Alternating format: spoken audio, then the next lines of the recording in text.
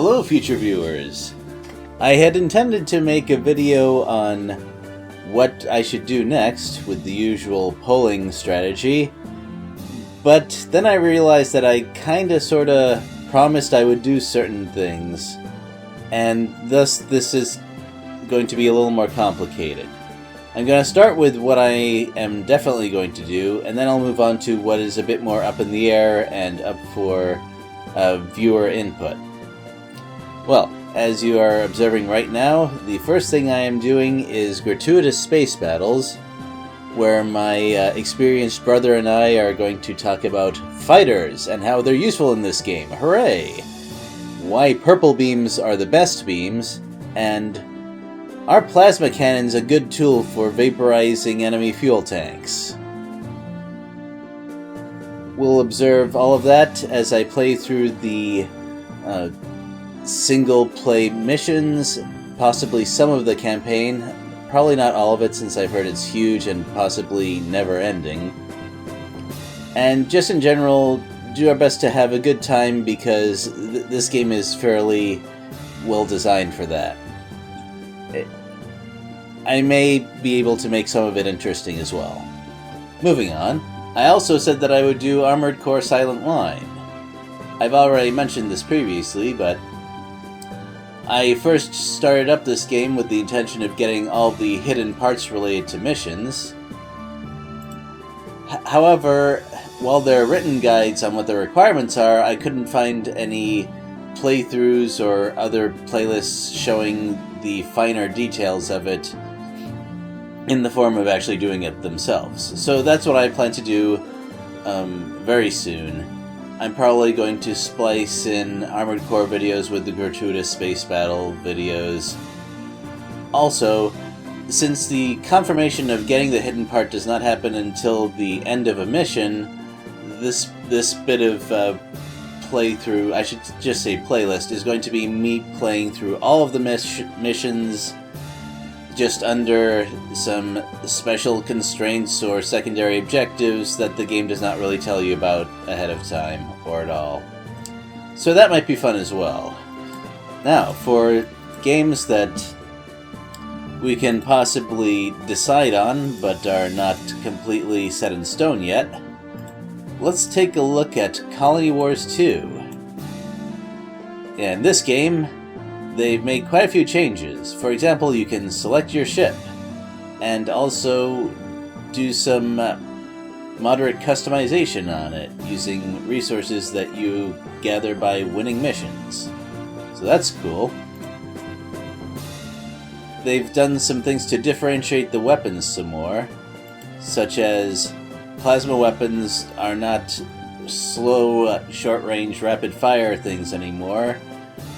They are instead a charged weapon, which granted is also slow and short range, but it's very conducive to the kind of strategy that you would use when fighting capital ships, which makes it even more logical as a bombing weapon.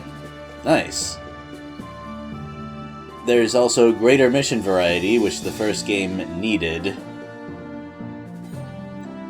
And of course, this is a different perspective since we're playing as the Navy instead of the League. I found it fairly interesting. So if you want to see more Colony Wars, you can just tell me Colony Wars Vengeance. Play that next time you get the chance.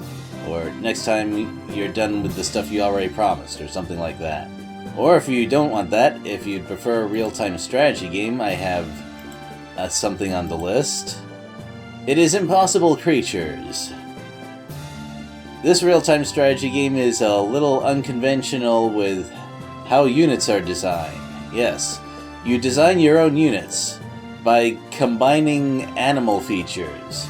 You pick two animals and then decide what head, what hind legs, what tail you're going to use.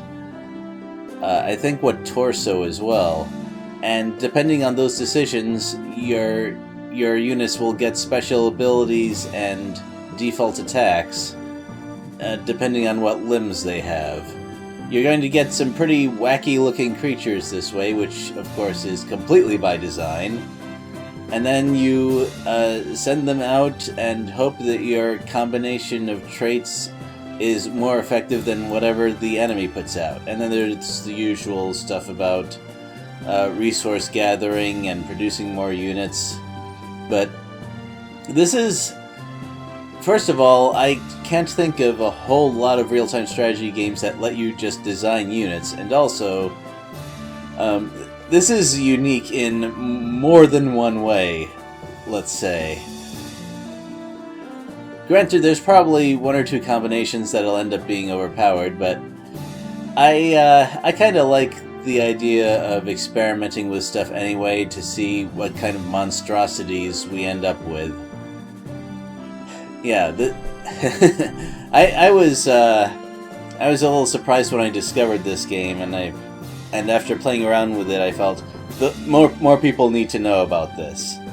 So even if this ends up not being one of the games I show, at least now my viewers know about it. And finally we have Project Wingman. It's a fan-made Ace Combat game. I'm a fan of Ace Combat. In particular, I played a lot of Ace Combat 4 and 5. I considered making Ace Combat 4 my final choice as well, but unfortunately I ran into some problems getting it to run and record correctly, which is a shame. But that might actually be for the best, because Project Wingman is a game that I have not played through yet, so it could be kind of a journey of discovery both for me and the viewers. I have it on good authority that it is a fairly high quality game. It has some interesting stuff in there, and the gameplay and story presentation are Ace Combat. So I think this game has a lot of potential to it for a playthrough.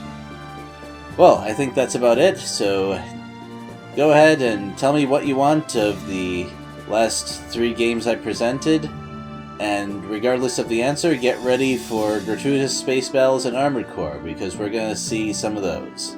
Later, everyone!